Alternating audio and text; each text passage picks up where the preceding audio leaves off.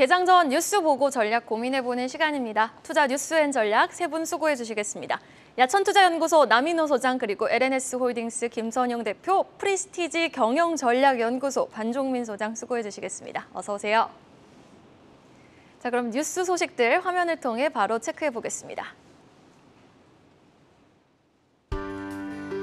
국토교통부는 어제 오후 서울 롯데호텔 월드에서 제1회 한사우디 주택협력 포럼을 열었다고 밝혔습니다. 이 자리에서 정부는 사우디아라비아와의 주택 분야 협력 강화를 위한 첫 플랫폼을 만들었습니다. 이수화학은 이사회를 열고 석유화학사업부문 이수화학과 정밀화학사업부문 이수스페셜티 케미컬로 인적 분할을 결의했다고 밝혔습니다. 한국형 발사체 누리호 후속 기체인 차세대 발사체를 개발하는 사업이 예비 타당성 조사를 통과했습니다. 총 사업비는 2조 132억 원 규모로 개발 기간은 2023년부터 2032년까지 총 10년입니다. 폴란드가 지난 9월 국내 방산업체와 FA-50 전투기 48대를 구매하는 4조 원대의 초대형 계약을 맺은 가운데 이례적으로 거액의 선수금을 지급하며 납기 준수를 강조한 것으로 확인됐습니다. NC소프트가 글로벌 K-팝 팬덤 플랫폼 유니버스의 매각을 추진합니다. 매각 대상자는 카카오 엔터테인먼트 소속 스타쉽 엔터테인먼트로 전해졌습니다. 민주노총 한국타이어 지회의 게릴라성 파업이 5개월 이상 지속되며 한국타이어가 대전과 충남 금산 공장의 직장 폐쇄까지 검토하고 있는 것으로 알려졌습니다. 2,400포인트 지지력을 확인한 시장. 첫 번째 이슈는요. 어제 외국인이 가장 많이 샀던 종목, 기아 관련한 자동차 관련 기사 체크해 보겠습니다. 현대차, 기아 지금 9월 고점 대비해서 정말 많이 빠져 있습니다. 지금 저평가 매력이 부각되고 있다고요, 남인호 소장님? 예, 그렇습니다. 사실 금년에 주식에 투자하시는 많은 투자자분들이 힘든 한 해를 보내고 계십니다만 특히 현대차하고 기아를 가지고 계신 분들 너무 힘드셨을 겁니다. 방금 전에 말씀 주셨지만 9월달 고점 대비해서 20%가 내려갔어요. 물론 이제 그 사이에 몇 개 좀 부정적인 악재가 있긴 있었습니다만 그렇다고 해서 그 기업의 내재 가치를 훼손할 정도 큰 악재는 아니었거든요. 자, 한번 살펴보겠습니다. 여러분, 주가를 형성하는데, 주가를 만드는데 그 요인이 총 몇 가지라고 보십니까? 사실은 수십 가지 혹은 수백 가지입니다. 그런데 단 하나의 요건만 보고서 어떤 주가를 평가하는 것은 매우 잘못된 일이라고 보여집니다. 가장 보편적인 뭐죠? PER, 그다음에 PBR, 그리고 또 하나가 덧붙이고 싶습니다.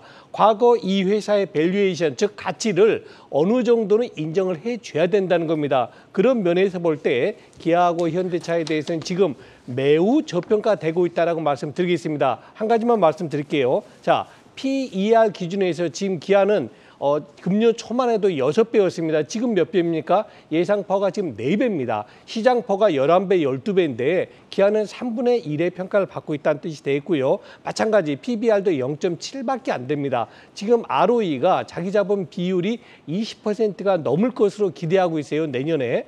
그런 회사가 지금 PBR이 0.7, 1배도 안 된다는 얘기는 지나치게 과도하다. 저는 그래서 어제 외국인들이 그걸 읽은 것이 아닌가. 모처럼 시장도 좋았습니다만 현대차, 기아에 대해서 외국인의 매수가 불러일으킨 것은 역사적 저점이라는 그런 리포트에 대한 동의하는 의견이 아닌가 싶습니다. 당분간 현대차와 기아에 대해서 관심을 올리셔야 될 것 같습니다. 네, 지금 현대차, 기아에 대해서 좀 긍정적인 의견 제시해 주신 남인호 소장님인데 저도 리포트를 보니까요. 다올투자증권 유지용 연구원이 쓴 지금 자동차 연간 전망을 보니까 업종 탑픽으로는 기아를 제시했고 또 IRA 대응에 따른 전기차 생산량 확대가 현대차 그룹 주가 반등의 촉매제가 될 거다라는 리포트를 내놨습니다. 글쎄요, 근데 반대급부에서는 경기 침체 우려라는 좀 부정적인 포인트도 제시하고 있고 수급편의 현상, LG 엔솔의 지금 수급편의 현상도 지금 쏠리고 있잖아요. 이런 부정적인 포인트도 짚고 있는데 완성차 주가 흐름, 우리 반종민 소장님은 얼마나 긍정적으로 보십니까? 네, 이 완성차 관련된 부분들은 제가 봤을 때도 지금 현재는 역사적 저점 구간이다라고 판단이 됩니다. 사실 이런 부분들을 봤을 때 뭐 여러 가지 부분들이 있겠지만은 앞으로 그 자동차의 완성차에 대한 시대적인 흐름들을 봤을 때는 지금 전기차가 굉장히 좀 상용화되고 있는 부분들이 있고 추가적으로 이제 수소차가 지금 계속 개발되는 부분들이 있으며 앞으로에 대한 자율주행 관련된 부분들도 굉장히 좀 부각을 받을 수 있거든요. 즉 자동차의 전반적인 산업은 앞으로도 계속 모멘텀이 있을 수밖에 없다. 이 부분들을 봤을 때 굉장히 좀 긍정적인 역할을 하지 않을까 바라보고 있습니다. 그래서 제가 봤을 때는 뭐 자동차 완성차 관련된 종목도 좋지만은 부품주 관련된 종목들도 좀 눈여겨볼 필요가 있지 않을까 보고 있고요. 그 대표적인 기업이 제가 봤을 때 현대위아를 좀 눈여겨볼 필요가 있겠다라는 말씀을 드릴 수 있겠습니다. 사실 이 현대위아가 뭐 여러 가지 자동차 일반적인 부품들을 다 다루고는 있지만은 최근에 그 전기차용 열 관리 시스템 관련된 부분들을 본격화에 대한 이슈가 있습니다. 이 부분들을 봤을 때 최근 전기차에 관련된 화재 위험성이나 이러한 부분들이 계속 부각됐던 부분들이 있었거든요. 그런 부분들을 봤을 때는 전기차의 완성도를 좀 더 높이고 다음 스텝을 좀 진행하기 위해서 이 현대위아가 굉장히 많은 노력을 하지 않을까 바라보고 있습니다. 무엇보다도 뭐 굉장히 좀 최근에도 뭐 주가 흐름이 그렇게 좋지는 못했지만은 러시아 생산법인 중단 사태가 좀 어느 정도 회복되고 이런 부분들을 통한 부분들이 있다면은 앞으로 좀 더 좋아질 것으로 봅니다. 즉 러시아와 우크라이나 전쟁과 관련된 이슈가 마감이 된다 한다면 그때는 현대위아도 같이 이 부분들에 대한 공장이 재가동될 수 있는 부분들이 있기 때문에 앞으로 크게 성장할 수 있는 부분들도 있다라는 말씀 드리겠고요. 두 번째로는 스마트 솔루션을 통한 신시장 개척도 하는 부분들이 봤을 때는 단순히 그 자동차에 대한 전장 사업적인 부분들 뿐만이 아니라 앞으로 스마트 솔루션이나 ICT 관련된 부분들도 같이 좀 주목을 해볼 필요가 있다라는 말씀을 드리겠습니다. 그리고 두 번째로는 제가 봤을 때는 전기차, 수소차, 다음에 자율주행 관련된 부분들이 좀 주목을 해볼 수 있는데 그러한 전기차와 그 자율주행이 같이 복합적으로 테마가 엮여있는 모트렉스를 좀 주목을 해볼 필요가 있다라는 말씀을 드릴 수 있겠습니다. 사실 이 모트렉스는 오토모티브 HIM 기술을 바탕으로 한 IVI 제품 생산을 판매하는 기업이다 이제 보실 수 있겠고요. 사실 최근에 28일 날 전기차 배터리 패키징 사업을 그 양산 계획을 진행하는 부분들이 있습니다. 즉 LG 에너지 솔루션 셀을 활용을 해서 이거를 모듈화하고 패키징해서 쌍용차에 공급하는 구조로 진행되는 부분들이거든요. 즉 이런 부분들을 봤을 때는 2차 전지 관련된 이슈도 부각이 되지만은 원래 이 기업이 애플카, 구글 플레이, 구글 안드로이드 그 오토 공식 인증을 받았던 기업이기 때문에 자율주행과도 같이 좀 연계되면서 흘러갈 수 있는 부분들이 있다. 즉 자율주행과 전기차와 같이 테마로 묶여있는 종목이기 때문에 이 모트렉스도 같이 좀 눈여겨볼 필요가 있다는 말씀 드리겠습니다. 네, 부품 관련해서는 지금 현대위아와 자율주행 관련 종목 모트렉스 지금 긍정적인 진단 내려주셨는데 완성차 업체들 현대차와 기아는 전고점 부근을 좀 벗겨낼 수 있을까요? 9월 전고점이요.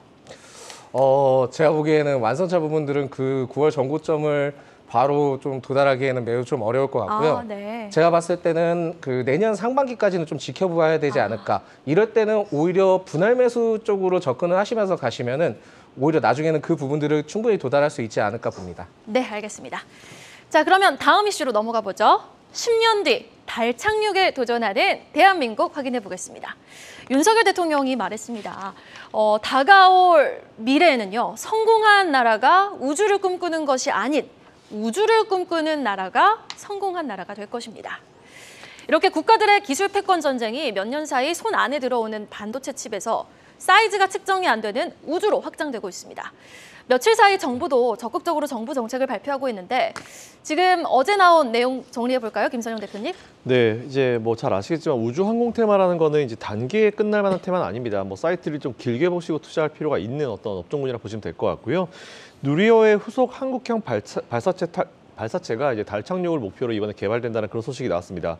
과기부는 어제 개최한 국가연구개발 사업평가 총괄위원회에서 차세대 발사체 개발 사업 개발 기간을 한 10년 정도, 그러니까 2023년부터 2032년까지 총 사업비 2조 132억 원, 금액이 좀 적습니다. 어쨌든 뭐 예비타당 조처가 통과됐다는 그런 내용인데 개발 기간 동안 총 3회 정도를 발사할 예정이고요. 2030년도에 달궤도 투입 성능 검증 위성을 발사하고 발사체 성능을 확인하고 나서 2030년도에 달궤도 투입 성능 검증 위성 발사 이후에 31년도에 달 착륙 예비 모델을 발사하고요. 그 이후에는 기간의 마지막 해인 2032년도에 달 착륙 최종 모델을 발사한다는 그런 계획을 가지고 있습니다. 일단 개발이 완료되면 현재 이제 민간 기업으로 이전 중인 누리호와 함께 우리나라의 대표적인 발사체로 임무를 수행하게 될 예정이고요. 어쨌든 이제 개발비에 대한 부분이 사실 개인적으로 좀 아쉽긴 하지만 그렇다 하더라도 앵커님 말씀하신 대로 이제 정말 스케일을 우리가 확인할 수 있는 우주로 간다는 이런 꿈을 가지고 이제 도전하고 있기 때문에 이런 부분 앞으로 투자하고 계신 분들은 좀 사이트를 길게 보시고 투자 이어가 보시면 좋을 것 같다라는 의견 드리겠습니다. 사실 아직도 뭐 우주 하면은 당장 우리가 일어나서 회사 가고 운동하고 뭐 MTS 켜서 주가 확인하고 이런 일상을 보내는 우리한테는 확 와닿지 않을 수 있거든요. 그런데 이 모든 일상이 지금 인공위성 없으면은 원활하게 되지 않는 일상이잖아요. 그래서 지금 우주항공 정책이 그만큼 시장에서 부각을 받고 있는 건데 관련해서 지켜볼 만한 종목이 있을까요, 반종민 소장님? 네, 이 부분들을 좀 눈여겨봤을 때는 제가 봤을 때 그 일론 머스크가 굉장히 좀 좋아할 수 있을 것 같기는 한데 그 부분들은 잠시 접어두고요. 사실 이 부분들을 봤을 때 가장 큰 이슈가 될 것은 그 하나 에어로스페이스가 좀 크게 이슈가 되지 않을까 바라보고 있습니다.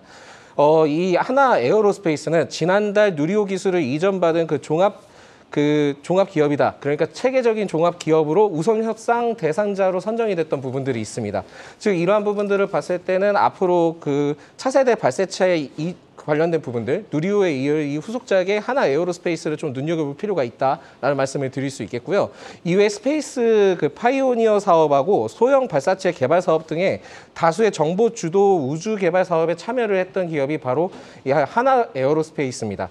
이러한 부분들을 봤을 때는 어떻게 보면은 우선 협상 대상자로 선정이 됐기 때문에 주가가 지금 굉장히 좀 이전 부분들보다도 굉장히 크게 부각을 받았지만은 좀 더 올라갈 수 있는 부분들이 있지 않나라고 바라보고 있습니다. 무엇보다도 이 부분뿐만이 아니라 빈살만 관련된 부분들, 즉 방산과 관련된 부분들도 굉장히 관심이 이 빈살만이 있는데 이 부분들도 같이 부각을 받을 수 있기 때문에 우주 항공과 관련된 부분들도 부각받지만은 빈살만 그 사우디 관련된 부분들도 같이 부각을 받을 수 있다라는 말씀을 드릴 수 있겠습니다.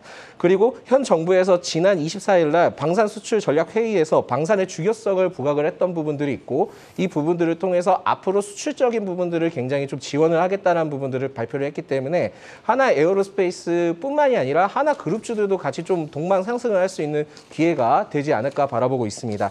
즉 이러한 부분들을 봤을 때는 대형주 위주로는 하나 에어로스페이스를 주목을 해볼 필요가 있고요. 두 번째로는 그 위성과 관련된 부분들은 세트랙 아이를 좀 눈여겨볼 필요가 있다라는 말씀을 드리겠습니다. 사실 이 세트랙 아이가 위성 시스템 개발 및 관련 서비스 사업을 영위를 했던 기업이고요. 좀 특이한 부분들이 있다면은 하나 에어로스페이스가 최대 주주이기 때문에 이 부분들을 봤을 때는 세트랙 아이와 하나 에어로스페이스 이 부분들을 꼭 봤을 경우에는 복합 우주와 관련된 이슈가 굉장히 앞으로도 부각될 수 있는 부분들이 있다라는 말씀을 드릴 수 있겠습니다. 그 부분들을 봤을 때도 뭐 앞으로에 대한 부분들도 기대감이 있지만은 최근에 정부에서 우주경제 로드맵을 발표했던 부분들을 봤을 때는 뭐 단순간에 그 12월에 이슈를 통해서 올라가는 부분들뿐만이 아니라 내년 3월까지도 그리고 내년 3월까지 좀 올라갈 수 있는 부분들이 있지 않을까 바라보고 있습니다. 즉 우주항공청은 이제 특별법을 제정을 해서 내년에 신설할 계획을 가지고 있고 이 부분에 대해서 본격적인 상용화나 로드맵을 구성을 해서 안착을 하는 시기는 제가 보기엔 1월부터 3월에 대한 구체적인 로드맵이 분명히 부각이 될 거거든요. 그 부분들을 봤을 때는 2021년 1월에서 3월 때 주가 상승을 했던 세트랙 I 기점을 동시에 똑같이 보면은 괜찮지 않을까 바라보고 있습니다. 네, 일단 뭐 우주항공 관련해서 반종민 소장님의 키워드는 한화네요. 한화 에어로스페이스와 또 이와 연관된 세트랙 아이를 좀 주목해보자라고 말씀해 주셨습니다. 자, 다음 이슈 살펴볼게요. 스마트폰 부품주에 대한 엇갈린 전망 기사로 확인해 보도록 하겠습니다. 지금 3분기 세계 스마트폰 출하량은 8년 만에 최저치를 기록했습니다. 아무래도 지금 코로나에, 전쟁에, 치솟는 물가에 또 살림살이는 팍팍해지니 잘 쓰고 있는 핸드폰 굳이 돈 써서 바꿀 필요는 없죠.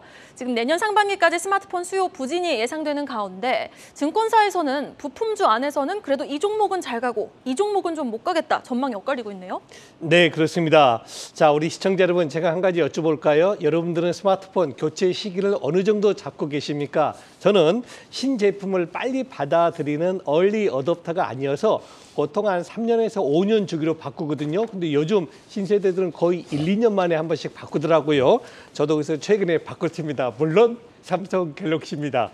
자, 왜 지금 이런 리포트가 나왔냐 보니까요. 바이어 여건이 중요합니다. LG 이노텍과 삼성전기는 카메라 모듈의 가장 세계적인 인류 기업 아니겠습니까? 그런데 LG 이노텍 나쁘고 삼성전기 좋다 이렇게 보시면 안 됩니다. 왜 그러냐면은 LG 이노텍 같은 경우는 애플에 납품하는 그런 비중이 높지 않습니까? 반대로 삼성전기는 미국보다는 오히려 중국 쪽에 매출 비중이 크다. 약 33%가 차지하고 있다 그래요. 그래서 지금 가만히 보면은 방금 전에 이해생크도 지적했지만 미국 시장에서는 스마트폰의 소요가 신규 소요가 어느 정도 한계 온 것 아닌가. 또 이제 내년 되면 좋아지겠습니다만 지금은 매출이 그렇게 크게 증가하지 않는 반면에 중국 어떻습니까? 1년 전부터 계속 코로나 제로 정책을 피면서 소비를 막았단 말이에요. 일종의. 그래서 오히려 이런 이제 최근에 또 중국 시위 사태가 그런 코로나 제로 정책에 대한 인민들의 반발이 굉장히 큰 것이죠. 그럼 이제 정부 당국도 중국 정부도 아무래도 그런 규제책에서 좀 완화책으로 바뀐다면은 그만큼 스마트폰에 대한 판매 비중이 높아질 것이다. 그래서 결론입니다. LG 이노텍이 나쁘다기보다는 지금 LG 이노텍이 공급하는 애플의 아이폰은 조금씩 매출의 어떤 한계점이 좀 더 커지는 것이고 반대로 중국 매출이 높은 삼성전기 같은 경우는 오히려 억제됐던 소비가 좀 더 풀려서 매출에 유리할 수 있다. 저는 그래서 좋고 나쁘고를 떠나서 삼성전기가 LG 이노텍보다는 조금 더 유리한 영업 여건이다. 이렇게 말씀을 드리겠습니다. 네, 지금 남민호 소장님 논리를 들어보니까 삼성전기의 영업 환경이 좀 유리해질 것이다라고 말씀을 해주셨는데 근데 사실 애플의 매니아층이 워낙 탄탄하잖아요. 그리고 또 LG 이노텍이 작년 하반기부터 정말 주가의 탄력이 어마무시하게 힘이 좋았습니다. 그런데 지금 반종민 소장님이 보시기에도 역전이 가능하다고 보십니까? 제가 봤을 때도 역전이 가능하다라고 생각이 들고요. 사실 네. 이 부분들은 뭐 여러 가지 부분들이 있겠지만은 중국과 관련된 부분들이 뭐 이전에 그 스마트 부분들에 대해서는 뭐 해외 쪽이 굉장히 부각을 받았긴 했지만은 최근에 이제 뭐 중국도 스마트폰이나 이런 부분에 대해서 굉장히 활성화가 잘 돼 있고 또한 이러한 부분들을 봤을 때도 시장성이 굉장히 좀 커졌던 부분들이 있기 때문에 어떻게 보면 삼성전기가 나중에는 좀 굉장히 좋아지지 않을까 바라보고 있습니다. 네, 그런 부분들을 봤을 때는 뭐 여러 가지 부분들이 있지만은 스마트폰에 대한 부품적인 부분들은 뭐 여러 가지가 있습니다. 즉 뭐 MLCC 관련된 부분들도 있기는 하지만 뭐 기본적으로 금형과 관련된 사출도 있고 뭐 여러 가지 카메라 모듈 관련된 부분들도 있는데 제가 봤을 때는 뭐 다른 부분들은 전통적인 그 어떻게 보면은 산업적인 구조지만은 MLCC 관련된 부분들을 좀 같이 주목을 해볼 필요가 있지 않을까라고 보고는 있습니다. 그 최근에 이제 보시면은 그 MLCC의 경우에는 스마트폰에 약 1000개 정도 들어가는 부분들이 있고 자동차에는 1만 개 이상이 들어가는 부분들이 있기 때문에 기존의 그 MLCC 산업이 굉장히 안 좋았다가 최근에 이제 제품량이 점점 늘어나고 있는 부분들이 있거든요. 또한 이제 그 산업적인 부분들이 고도화가 되면 될수록 MLCC에 대한 관련된 부분들은 계속 필요성을 크게 느끼는 부분들이 있다라는 말씀을 드릴 수 있겠습니다. 즉 이러한 부분들을 봤을 때는 전기차나 자율주행 관련된 산업들이 점차 발전하는 모습들을 봤을 때는 MLCC 부품과 관련된 부분들을 주목을 해볼 필요가 있기 때문에 이러한 부분들을 봤을 때는 아모텍을 같이 좀 주목을 해볼 필요가 있다라는 말씀을 드릴 수 있겠습니다. 이 아모텍은 신소재를 바탕으로 한 종합 그 소재 부품 전문 기업이다 보시면 될 것 같고요. 스마트폰에 이제 들어가는 세라믹 칩 안테나 부품 관련된 사업을 영위하고 있는 기업이다 보실 수 있겠습니다. 즉 MLCC 관련된 매출이 현재 진행이 되고 있는 부분들이 있고 내년에 기대를 해볼 수 있는 부분들이 있는데 최근에 그 중국 통신 장비 업체인 GTE와 MLCC 공급한 부분들이 있기 때문에 중국과 관련된 부분들 삼성전기도 이제 앞으로 관련된 부분들이 좋긴 하겠지만 이 아모텍도 같이 좋아지지 않을까 바라보고는 있습니다. 3분기 영업이 흑자 전환을 좀 기대를 했던 부분들이 있지만은 이 부분들은 다소 아쉽게 이루지 못했던 부분들이 있는데 이게 이제 MLCC 비중이나 이런 부분들이 이제 점점 확대되면서 4분기 때는 흑자 전환을 하지 않을까 기대를 하는 부분들이 있고요. 또한 이제 핵심 거래선이 국내 통신 장비 관련된 부분들, 또한 이제 북미 전기차, 중국 전기차 고객 매출이 본격적으로 예측이 되는 부분들이 있기 때문에 이런 부분들을 봤을 때는 내년에 4분기 때, 올해 4분기 때 흑자 전환을 할 수 있는 기회가 충분하다라는 말씀을 드릴 수 있겠습니다. 또한 스마트폰 호조와 MLCC 관련된 부분들이 이 부분들이 같이 부각이 되고 또한 스마트폰 산업 관련된 부분들이 같이 좋아지게 된다면은 내년에 4분기 때 단순히 흑자 전환뿐만이 아니라 내년에 굉장히 좀 좋아질 수 있는 부분들이 있기 때문에 아모텍을 같이 눈여겨볼 필요가 있다라는 말씀을 드릴 수 있겠습니다. 삼성전기를 비롯해서 아모텍의 추가 상승 여력까지 진단해 주셨고요. 자, 그럼 다음 이슈까지 확인해 보죠. 전고체 사업 집중 육성하는 이수화 뉴스 체크해 봅니다. 올해 7월부터 전고체 배터리 전해질 원료 생산하겠습니다라는 계획을 내놓으면서 주가 한번 크게 올랐던 이수화학. 일단 지금 물적 분할은 아닙니다. 그런데 인적 분할을 결정했어요, 김선영 대표님. 네, 맞습니다. 이수화학이 말씀하신 대로 이제 인적 분할을 통해서 이제 사업 구조 개편에 나선다는 그런 소식이 나왔는데요. 석유화학 부분에 대한 시장 지배력은 계속 높여가면서 성장성과 미래성이 높은 어떤 그런 사업은 딱 떼내가지고 별도 법인으로 육성하겠다라는 그런 전반적인 계획을 발표를 했습니다. 어제 이사회를 열었고요. 이제 석유화학 부분의 이수화학 그리고 정밀화학 부분의 가칭 이수 스페셜티 케미컬이라는 이제 회사를 만들어서 이제 인적 분할을 하겠다고 결의를 했습니다. 기존에 혼재돼 있던 사업 부분을 분리를 하고요. 그리고 경영의 효율성을 달성을 하고 이제 이와 함께 현재 진행 중인 전고체 배터리 전해질 원료 생산 신사업을 정밀화학 사업 부분에 이제 귀속시켜서 육성을 본격화하겠다는 그런 내용인데 일단 인적 분할을 했습니다. 이에 따라서 아마 내년 3월 달에 정기 주총을 할 것 같고요. 분할 기일이 5월 1일로 확인되었으니까 뭐 최종 확정일이 이 정도로쯤이면 이제 파악하시면 될 것 같고 분할 비율 같은 경우는 0.803 대 0.197 정도로 보시면 될 것 같습니다. 당연히 이제 양쪽 주식을 다 가지고 계신 분들 이제 다 받으실 수 있을 것 같고요. 분할 법인 상장일은 2023년도 5월 31일입니다. 앞에서 말씀드린 대로 인적 분할 방식이라 기존 주주분들은 제가 앞에서 말씀드린 그 보유 지분대로 신설법인의 주식을 배정받게 되니까 이제 이수화학을 투자하고 계신 분들은 이 부분 참고하셔가지고 투자를 이어가 보시면 좋을 것 같습니다. 네, 오늘 또 물적 분할은 아니지만 인적 분할이지만 오늘 주가 추이는 좀 어떻게 되는지 여부 한번 지켜보셔야 되겠습니다. 자, 다음 이슈입니다. 게임주 다 부진할 때 야금야금 어느덧 많이 올라왔습니다. NC소프트 소식으로 이어가 볼게요. 지금 리니지로만은 만족하지 못했던 NC, 새로운 동력을 엔터 쪽에서도 찾고 있었죠. 스타와 팬이 만나는, 그러니까 연예인과 팬이 만나는 소통하는 플랫폼, SM의 버블이라든지 하이브의 위버스 같은 그런 플랫폼, 이 플랫폼 지금 NC소프트에서도 하고 있었는데 매각을 결정했다고요? 네, 맞습니다. 최근에 사실 게임 엔터 관련 기업들 포함해서 이제 웬만한 기업들이 경영 효율화를 위해서 좀 뭔가 이제 미래성이 좀 떨어지는 기업들 같은 경우는 매각을 하는 경우가 굉장히 많이 좀 발생하고 있는 것 같은데요. 일단 NC소프트는 이제 이 사업 부분을 떼내기로 결정을 했습니다. 하지만 모 회사 같은 경우는 또 이런 사업을 신규로 하기로 했다. 일단 이 부분 체크해 보시면 좋을 것 같고요. NC소프트가 글로벌 K-팝 팬덤 플랫폼이죠. 유니버스의 매각을 추진한다는 그런 소식이 나왔습니다. 매각 대상자는 카카오 엔터 소속 스타쉽 엔터테인먼트고요. 이 사업을 시작한 지 2년 만에 사업을 철수한다라는 표현을 쓰는 게 맞는 것 같습니다. 일단 유니버스 같은 경우는 인기 K-팝 가수들이 활동을 하고 있고 전 세계적으로 이제 233개국에서 서비스 진행과 동시에 이제 글로벌 다운로드 횟수가 2,400만 회가 넘습니다. 어쨌든 해외 이용자 비중이 한 90%가 넘어가면서 굉장히 큰 성장을 기록을 했고요. 일단 NC소프트가 이를 매각한 이유는 사실 경쟁력을 좀 생각한 것 같습니다. 기존의 하이브나 뭐 SM의 지위가 워낙 확고하고 견고해서 과도하게 여기에 계속 투자를 하는 것보다는 차라리 이 투자할 자금을 빼내서 매각하고 이제 매각대금 나오게 되면은 이 매각대금과 앞으로 투자될 자금을 오히려 본인들이 잘하는 게임에 집중하겠다라는 그런 경영적인 판단이라고 좀 보시면 될 것 같고요. 어쨌든 이 최근에 보시면은 많은 기업들이 매각을 하고 있는데 사실 이 매각이라는 부분을 여러분들께 한번 설명드리면 뭐 시장이 어려워서 침체가 올 것 같아서 현금 확보를 위해서 매각한다는 얘기가 있는데 일체 그런 거 아니고요. 기업이 지금은 어쨌든 불필요한 인원들을 많이 해고를 하고 그리고 불필요한 어떤 사업 부분들을 매각을 하면서 현금 유동성을 확보해서 새로운 쪽에 투자를 하는 거기 때문에 사실 이걸 굳이 뭐 침체까지 연결시킬 필요는 없다라는 의견까지 드리겠습니다. 네, 알겠습니다. 또 경기 침체 우려할 필요 없다라는 결론까지 또 깔끔하게 지어주셨는데 이렇게 위버스나 버블을 이기기 어렵기에 비용상 문제가 된다고 판단을 했던 NC소프트 이렇게 지금 매각 결정을 한 NC소프트의 선택이 주가 상승에 조금 더 힘을 실어줄 수 있을까요, 반종민 소장님? 제가 봤을 때는 뭐 크게 힘을 실어주거나 그러진 못할 것 같고요. 사실 이게 지금 뭐 NC소프트 입장에서는 선택과 집중을 하겠다 뭐 이런 부분인 것 같아요. 그 부분들을 봤을 때도 뭐 가치가 있고 이런 부분들을 뭐 1,000억 원 가치랑 이런 부분들을 뭐 얘기는 하지만은 사실상 경쟁에서 밀린 부분들이 있기 때문에 이 판단을 내린 것 같다라는 생각을 드릴 수 있겠습니다.